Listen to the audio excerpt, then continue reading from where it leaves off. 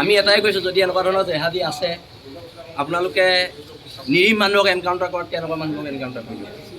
আমি বাৰে বাৰে কৈছোঁ, আৰু আমি আগতেও কৈছোঁ যে অসম কাশ্মীৰো হ'বলৈ দিয়া নহ'ব, অসম ত্ৰিপুৰাও হ'বলৈ দিয়া নহ'ব। অসমত অসমৰ জাতি সত্তাটোৱে আমাৰ খিলঞ্জীয়া ভূমিপুত্ৰ মানুহখিনি ইয়াত মূৰ দবদবাই থাকিব লাগিব।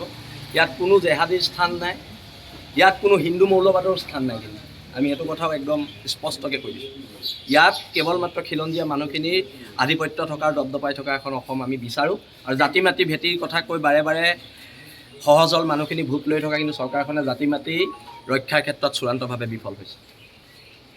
সেইটো আমি একদম স্পষ্টকৈ কৈছোঁ।